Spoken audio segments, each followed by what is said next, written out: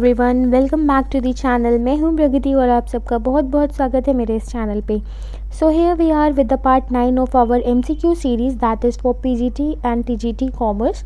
And if you are preparing for other similar exams like of KVS, NVS, GDC, GIC or any other competitive exam from the subject commerce, then these MCQs will gonna help you sure for your preparation.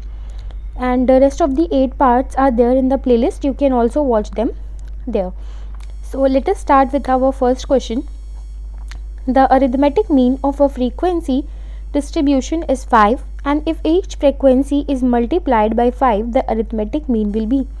तो यहाँ question पूछ रहा है कि किसी distribution का जो mean है, मीन को हम डिनोट करते हैं x बार से, जो कि हमें 5 गिवन है। ओके, तो अब यहाँ कह रहा है कि अगर हम ईच यूनिट जो कि हमारा डेटा सीरीज़ का, अगर हर एक यूनिट को अगर हम 5 से मल्टीप्लाई कर दें तो जो हमारा अरिथमेटिक मीन होगा वो कैसे चेंज होगा।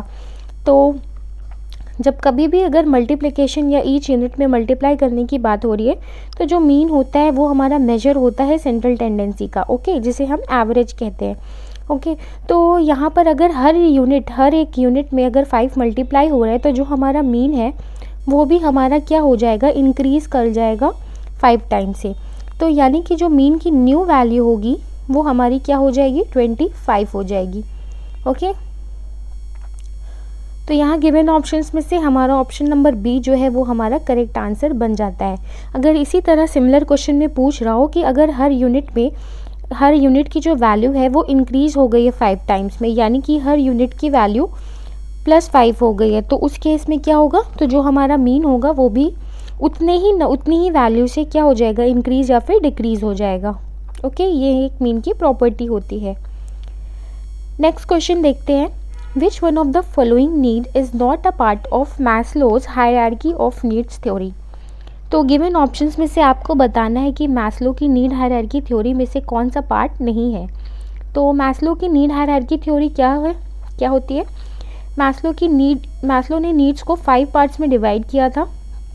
ओके, सबसे पहले जो हमारी आती थी उसे हम फिजियोलॉजिकल नीड्स कहते थे। फिजियोलॉजिकल यानी कि जो हमारी बेसिक नीड्स होती हैं, okay, food, shelter, clothing, sleep, जो हमारी बेसिक लेवल की नीड्स हैं वो हमारी फिजियोलॉजिकल में आती थी, जिसे हम प्राइमरी नीड्स भी कहते थे।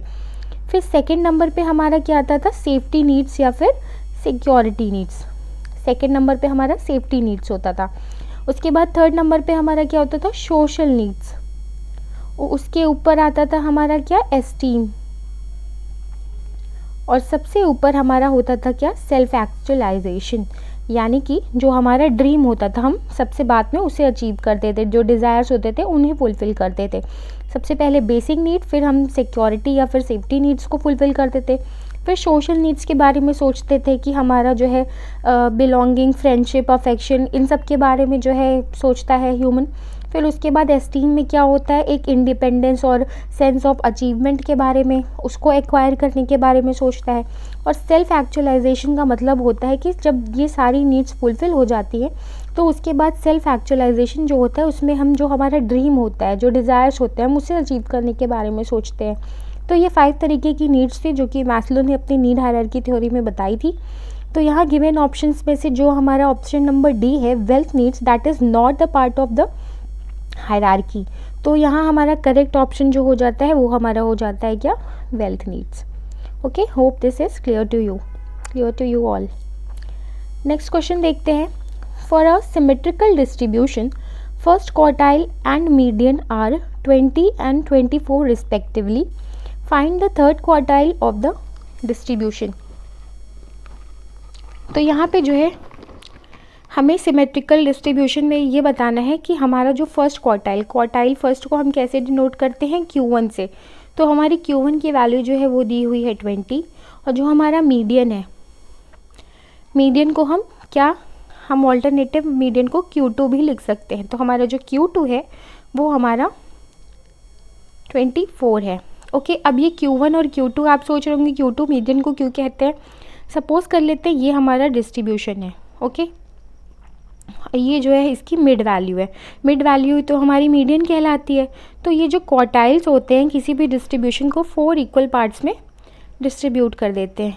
ओके, तो ये हमारा Q1 हो जाता है और ये हमारा Q3, और ये जो मिड वैल्यू होती है ये हमारी मीडियन कहलाती है।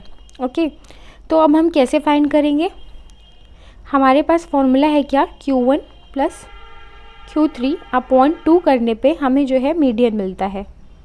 ओके, मीडियन को ही हम Q2 से ही डिनोट करते हैं। तो Q1 हमारा कितना है? Q1 हमारा जो है 20 है, Q3 हमें फाइंड करना है, और यहाँ पर 2 और यहाँ मीडियन की वैल्यू जो है हमें 20 दी गई है, तो ये 2 इधर जाके मल्टीप्लाई हो जाएगा। ओके, तो हमारे पास क्या बचेगा? हमारे पास बचेगा क्या, 20 plus Q3 is equals to 40। Okay, अब हमें Q3 निकालने के लिए क्या करना है, 40 सॉरी यहाँ पे मीडियन की वैल्यू जो थी 24 थी, सॉरी 24 इंटू 2 करेंगे तो हमें यहाँ पे क्या मिल जाएगा, 48 मिल जाएगा। तो 48 में से जब हम 20 लेस कर देंगे, ओके, तो 48 में से जब हम 20 लेस कर देंगे तो हमें क्या वैल्यू मिल जाएगी, हमें मिल जाएगी वैल्यू 28। तो हमारा जो करेक्ट आंसर है वो हमारा क्या हो जाएगा, Q3 यानी कि थर्ड क्वार्टाइल का वो होगा 28। तो यहाँ गिवन ऑप्शंस में से हमारा कौन सा ऑप्शन सही हो जाएगा, option number B, that is 28। Hope कि आपको ये फॉर्मूला जो है आपको पहले से पता होगा, और फॉर्मूले में बस हमें वैल्यूज़ पुट करनी है और हमें फर्स्ट क्वार्टाइल और थर्ड क्वार्टाइल के आंसर्स अपने आप मिल जाएंगे। ओके, मीडियन को हम Q2 से डिनोट करते हैं क्योंकि ये डिस्ट्रीब्यूशन का जो होता है मिड पॉइंट होता है, इसीलिए हम उसे Q2 भी बोल सकते हैं। नेक्स्ट क्वेश्चन पे आते हैं, What is the minimum time interval between two consecutive calls according to the table F of the Schedule 1? तो यहाँ कंपनीज एक्ट के टेबल F और Schedule 1 जो हमारा होता है वो किसके बारे में होता है, मेमोरेंडम ऑफ एसोसिएशन और आर्टिकल। तो उसमें लिस्टेड है कि जो हमारा जो कॉल्स होगा, यानी कि जब हम शेयर एप्लीकेशन करने के बाद जो हम मनी और कॉल करते हैं तो 2 कॉन्सिक्यूटिव कॉल्स के बीच में कितना समय होना चाहिए। तो एक्ट के अकॉर्डिंग जो ये टाइम पीरियड है वो होता है 1 मंथ का। तो उस हिसाब से हमारा ऑप्शन नंबर ए जो है यहाँ पे करेक्ट आंसर हो जाएगा। ओके, क्योंकि 2 कॉल्स के बीच में 1 महीने का गैप जो है देना पड़ता है। पहली कॉल अगर आज की डेट पे हो रही है तो उसकी 1 मंथ का टाइम देना चाहिए इंटरवल, और उसके फिर नेक्स्ट मंथ 1 मंथ कंप्लीट हो जाने के बाद जो है नेक्स्ट कॉल को मांगा जाता है। नेक्स्ट क्वेश्चन देखते हैं, if the 2 regression coefficients are -0.4, ये यहाँ पर BY(x) है और यहाँ पर BXY है, ये हमारा -0.9 है, then the value of correlation coefficient will be. तो यहाँ पे हमारा कोरिलेशन का फॉर्मूला क्या हो जाता है, correlation is equals to under root, यहाँ पे दोनों जो हमारे रिग्रेशन के कोएफिशिएंट्स हैं वो आ जाते हैं, BY(x) और BXY। ओके, तो हमें r की वैल्यू फाइंड करनी है, तो यहाँ अंडर रूट लिखेंगे, -0.4 इंटू 0.9, ये भी माइनस में है। ये बात आपको ध्यान रखनी है कि जो रिग्रेशन कोएफिशिएंट्स होते हैं दोनों के जो साइन होते हैं, यानी कि जो पॉजिटिव और नेगेटिव साइन होते हैं वो दोनों के हमेशा सेम होंगे, ये रिग्रेशन की एक प्रॉपर्टी होती है। तो यहाँ r की वैल्यू हमारी कितनी आ जाएगी, अंडर रूट 0.36 माइनस। ओके, तो जब हमारा ये अंडर रूट हटेगा तो यहाँ पर क्या आ जाएगा, यहाँ पर आ जाएगा 0.6। ओके, अब हम ये कोरिलेशन और रिग्रेशन के जो प्रॉपर्टीज़ जब हम पढ़ते हैं तो उसमें ये बताया गया होता है कि जो भी रिग्रेशन कोएफिशिएंट्स के साइन होंगे और जो कोरिलेशन कोएफिशिएंट का साइन होगा दोनों सिमिलर होंगे, यानी कि अगर इन दोनों के साइन के आगे नेगेटिव लगा है तो जो हमारा कोरिलेशन कैलकुलेट होगा वो भी हमारा कैसा होगा, नेगेटिव होगा। तो जो हमारा आंसर आया है 0.6, इसके आगे भी हमें नेगेटिव साइन को डिनोट करना होगा। तो हमारी जो कोएफिशिएंट ऑफ कोरिलेशन है वो कितनी आ गई, -0.6। ओके, तो यहाँ ऑप्शन नंबर हमारा बी जो है करेक्ट आंसर बन जाएगा। Coming to the next question, in case of selecting candidates in an organization the first step is. तो जब हम सिलेक्शन, यहाँ पे जो हमारा टॉपिक है वो सिलेक्शन है, जब भी हम कैंडिडेट का सिलेक्शन करते हैं तो हमारा जो स्टेप होता है, स्टेप्स ऑफ सिलेक्शन है, वो सबसे पहला स्टेप कौन सा होगा। तो यहाँ देखते हैं ऑप्शंस में क्या क्या है। Preliminary interview, background investigation, blank application और मेडिकल एग्जामिनेशन। अब यहाँ कंफ्यूज हो जाते हैं अक्सर कि प्रिलिमिनरी इंटरव्यू होगा या फिर ब्लैंक एप्लीकेशन, बट जो हमारा सबसे पहला स्टेप होता है वो हमारा प्रिलिमिनरी इंटरव्यू होगा। प्रिलिमिनरी का मतलब होता है जो सबसे इनिशियल स्टेज में हम इंटरव्यू लेते हैं सिलेक्शन के दौरान। ओके, इसे हम स्क्रीनिंग भी कहते हैं। तो ये जो हमारा होता है सिलेक्शन प्रोसेस का फर्स्ट स्टेप होता है। तो यहाँ पे करेक्ट आंसर जो है आपका क्या बन गया, प्रिलिमिनरी इंटरव्यू। उसके बाद हमारा क्या होता है, ब्लैंक एप्लीकेशन होता है। ओके, तो ये चीज़ आपको याद रखनी है। Moving forward to the next question, carriage outward is a part of. अब यहाँ कैरेज आउटवर्ड आपको बताना है कि कौन से ओवरहेड में जाएगा। एक बार ऑप्शंस पढ़ लेते हैं। यहाँ पर क्या क्या है, office and administrative overhead, factory overhead, selling and distribution overhead या फिर प्राइम कॉस्ट। तो अब यहाँ पर आपको ध्यान से देखना है कि ये कैरेज आउटवर्ड पूछा है। अगर इनवर्ड पूछा होता तो इनवर्ड का मतलब है जब हम सामान अपनी फैक्ट्री में मंगवा रहे होते हैं तो वो इनवर्ड होता है, लेकिन यहाँ पर आउटवर्ड हो रहा है। तो हमारा सामान जब हमारे फर्म से, हमारे जो फैक्ट्री है उससे बाहर जा रहा है, तो इस वाले कैरेज के जो एक्सपेंसेस होते हैं इसे तो इनडायरेक्ट एक्सपेंसेस ट्रीट करेंगे ही, बट ये कौन से हेडिंग के अंदर जाएगा, तो ये हमारा शो होता है सेलिंग एंड डिस्ट्रीब्यूशन में। ओके, लेकिन अगर यहीं पर कैरेज इनवर्ड दिया होता तो हम उसे क्या करते, फैक्ट्री ओवरहेड में यूज़ करते। ओके, लेकिन अभी क्या है, यहाँ पर आउटवर्ड पूछा है तो हम इसे सेलिंग एंड डिस्ट्रीब्यूशन में ओवरहेड में दिखाएंगे, बिकॉज ये आउटवर्ड है, यानी कि जब हम सामान बाहर भेज रहे हैं, इसीलिए यहाँ पर आउट और इन का जो है यहाँ पे डिफरेंस है। तो इस बेसिक चीज़ों को आपको जो है अपने दिमाग में रखना है कि जब इनवर्ड होगा तो हम उसे फैक्ट्री में इंक्लूड करेंगे, और जब आउटवर्ड होगा तो फिर हम उसे क्या करेंगे, सेलिंग एंड डिस्ट्रीब्यूशन ओवरहेड में इन्वॉल्व करेंगे। क्योंकि अब तो हमारा सामान रेडी है, अब हम फैक्ट्री से बाहर भेज रहे हैं, तो that will be part of selling and distribution overheads. Next question, prime cost में बी करेक्टली टर्म्ड एज। तो यहाँ पर प्राइम कॉस्ट के बारे में पूछा है। प्राइम कॉस्ट कौन सी कॉस्ट होती है, जहाँ पे सारे जो एक्सपेंसेस होते हैं वो डायरेक्ट नेचर के होंगे, यानी कि डायरेक्ट मटेरियल, डायरेक्ट लेबर और डायरेक्ट एक्सपेंसेस। जब इन तीनों को हम सम अप कर देते हैं तो वो हमारी क्या हो जाती है, प्राइम कॉस्ट हो जाती है। अब ऑप्शंस में देखते हैं, the total of the all cost items which can be directly charge to the product units.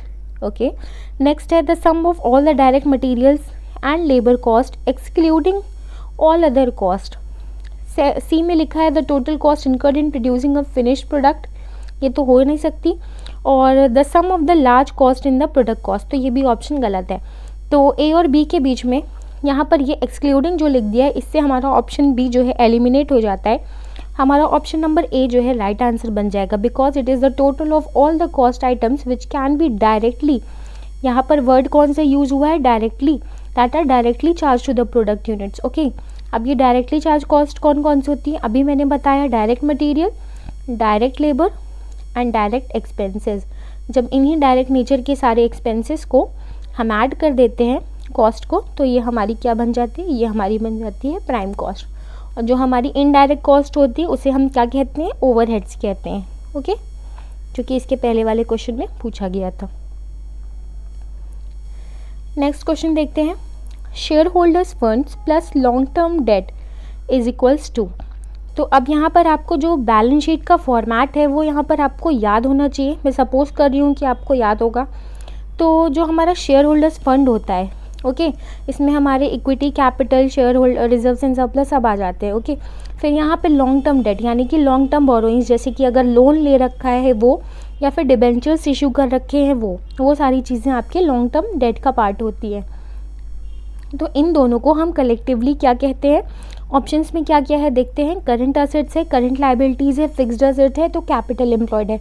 बाकी तीनों ऑप्शंस जो है इररेलेवेंट है, कोई तुक नहीं बैठ रहा है। तो ये जो हमारा शेयर होल्डर्स फंड होता है, ये इक्विटी बताता है कि कंपनी ने कितनी कैपिटल है, इक्विटी कैपिटल है, प्रेफरेंस कैपिटल है, वो हम शेयर होल्डर्स फंड में दिखाते हैं। और लॉन्ग टर्म डेट ये बताता है कि कितना कंपनी ने डेट ले रखा है। तो ये दोनों जो है फॉर्म करते हैं क्या, कैपिटल एम्प्लॉयड, यानी कि कंपनी ने कितना फाइनेंस रेज किया है, कितने पैसे जो है रेज किए हैं बाय इशूइंग शेयर्स, फिर कितनी कंपनीज के पास रिजर्व्स हैं। तो ये हम इसे कहते हैं क्या, कैपिटल एम्प्लॉयड। सो यहाँ पर ऑप्शन नंबर डी जो है हमारा करेक्ट आंसर बन जाता है। नेक्स्ट क्वेश्चन में क्या लिखा है, in a fund flow statement issue of shares is. तो हम यहाँ पर क्या है, इस शेयर इशू कर रहे हैं, शेयर इशू कर रहे हैं तो हमारे पास क्या हो रहा है, पैसे आ रहे हैं। जब हमारे पास पैसे आ रहे होते हैं तो हम उसे फंड फ्लो स्टेटमेंट में क्या कहेंगे, सोर्स ऑफ फंड कहेंगे, एप्लीकेशन ऑफ फंड कहेंगे, या सोर्स ऑफ कैश कहेंगे, या फिर एप्लीकेशन ऑफ कैश कहेंगे। यहाँ पे इशू कर रहे हैं तो हमारे पास पैसे आ रहे हैं तो उसे हम क्या कहेंगे, option number A, sources of fund will be the right answer. Next question, profit on sale of fixed asset is transferred to. अब क्वेश्चन में कह रहा है कि आपने किसी फिक्स्ड एसेट को सेल किया है जिसपे कि आपको प्रॉफिट हुआ है। तो मुझे ये बताइए कि आप फिक्स्ड एसेट को रोज़ रोज़ सेल करते हैं, आप कंपनी बन के सोचिए, ये क्या ये कैपिटल नेचर का प्रॉफिट होगा या फिर रेवेन्यू नेचर का प्रॉफिट होगा। तो ये हमारा क्या है, कैपिटल नेचर का प्रॉफिट है। हम एसेट को बार बार नहीं सेल करेंगे, और कैपिटल नेचर के प्रॉफिट को हम कहाँ ट्रांसफ़र करेंगे, कैपिटल रिजर्व में। तो यहाँ ऑप्शन नंबर सी जो है हमारा करेक्ट आंसर बन जाएगा।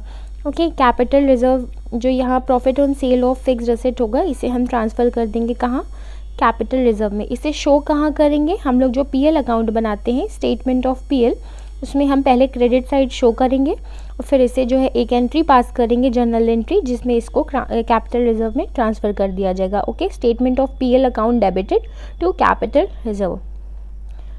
अंडरस्टूड।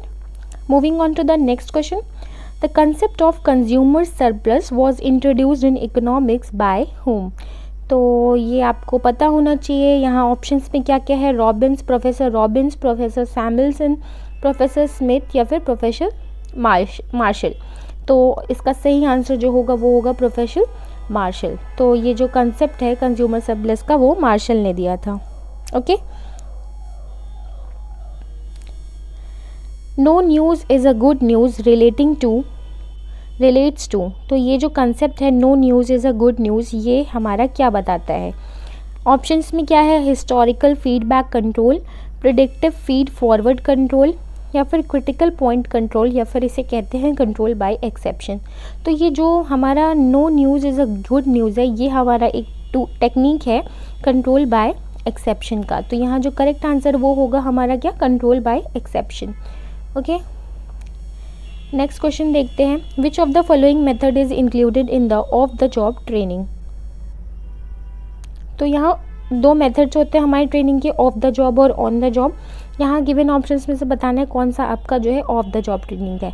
कोचिंग है, केस स्टडी है, apprenticeship and then vestibule training. तो हमारा जो केस स्टडी है ये ऑड वन आउट पहले ही हो रहा है क्योंकि ये हमारा ऑफ द ट्रेनिंग है। बाकी सारे जो मेथड्स हैं वो हमारे ऑन द जॉब ट्रेनिंग वाले हैं। ओके, कोचिंग जो हम लाइव देते हैं, अप्रेंटिसशिप जब हम काम करने के दौरान उसे लर्निंग बाय डूइंग वाले कॉन्सेप्ट के हिसाब से सिखाते हैं, और वेस्टिब्यूल का मतलब होता है जब किसी रोल मॉडल के साथ किसी को ट्रेन किया जाता है। ओके, डमी दे दिया जाता है कि उस पर आप जो है जैसा काम आपका रहेगा एटमॉस्फेयर, उसको आप प्रैक्टिस कर सकते हैं। तो उस हिसाब से जो ट्रेनिंग होती है उसे हम वेस्टिब्यूल ट्रेनिंग कहते हैं। तो यहाँ हमारा जो करेक्ट ऑप्शन होगा वो ऑप्शन नंबर बी हो जाएगा, case study, that is the part of the job training method. Okay, coming to the next question, under the Likert's four management system, which one of the following adopts a paternalistic approach towards the subordinates? यहाँ options में क्या क्या है, exploitative, benevolent, consultative approach, democratic approach. तो हमारे जो ये Likert के 4 मैनेजमेंट सिस्टम है, इसको दिया किसने था, इसको दिया था रेनिस लाइकर्ट ने, जो इनका पूरा नाम है। ओके, इन्होंने 4 टाइप्स ऑफ मैनेजमेंट सिस्टम दिया था, और what we call the 4 leadership styles, उसमें ये चारों जो है इनके लीडरशिप स्टाइल्स थे। तो एक्सप्लॉयटेटिव जो होता है वो मतलब सारा जो डिसीजन मेकिंग पावर होता है वो हमेशा टॉप मैनेजमेंट के पास होता है, ये कहा था। और बेनोवोलेंट में क्या होता है, बेनोवोलेंट में सब लोग मिलके काम करते हैं, मैनेजर्स को जो है रिस्पॉन्सिबिलिटीज़ दे दी जाती हैं, फिर वो इंस्ट्रक्शंस पास करता है अपने सबॉर्डिनेट को, ये। और कंसल्टेटिव जो अप्रोच थी वो हमारा प्रमोट करता है टीम वर्क को, यानी कि जो सुपीरियर और सबॉर्डिनेट का रिलेशन होगा उसमें एक टीम की तरह काम करेंगे। ओके, लेकिन जो ये डेमोक्रेटिक अप्रोच है वो ये कहती है कि जो हमारे सबॉर्डिनेट होंगे तो उनसे भी हम फीडबैक लेंगे, उनको भी हम डिसीजन मेकिंग प्रोसेस में इन्वॉल्व करेंगे। तो ये कुछ 4 टाइप्स थे जो कि इन्होंने 4 मैनेजमेंट सिस्टम में अपने बताया था। इसके बारे में हम लोग सेपरेट वीडियो में भी डिस्कस करेंगे, बट अभी यहाँ पर पूछा है कि यहाँ पे फॉलोइंग अडॉप्ट्स अ पैटर्नलिस्टिक अप्रोच। तो यहाँ जो पैटर्नलिस्टिक अप्रोच यानी कि सिर्फ जो हमारी जो पावर होती है, जो वेस्ट होती है, वो टॉप मैनेजमेंट के हाथ में, ये कौन सी अप्रोच बता रही है? ये हमारी अप्रोच बता रही है एक्सप्लॉयटेटिव। तो यहाँ जो राइट आंसर हो जाएगा वो हमारा हो जाएगा एक्सप्लॉयटेटिव अप्रोच। ओके, क्वेश्चन में जो पूछा है हमें उसे समझना है। बाकी इन चारों के बारे में, इन चारों मैनेजमेंट सिस्टम के बारे में हम लोग अलग से भी डिस्कस करेंगे। तो ये रहे कुछ आज के 15 क्वेश्चंस। ओके, नेक्स्ट वीडियो में हम लोग नेक्स्ट अपने क्वेश्चंस जो है MCQ सीरीज़ डिस्कस करेंगे। और अगर आपको ये क्वेश्चंस पसंद आ रहे हैं तो वीडियो को लाइक करिए, फ्रेंड्स के साथ शेयर करिए और चैनल को प्लीज़ सब्सक्राइब करिए। ओके, और इसी तरह के एजुकेशनल कंटेंट्स आपको मिलते रहें तो उसके लिए बेल आइकन भी प्रेस करिए ताकि आने वाली वीडियोस की नोटिफिकेशन आपको टाइम से मिल जाए और आपकी प्रिपरेशन अच्छे से हो सके। Thank you and have a great day to all.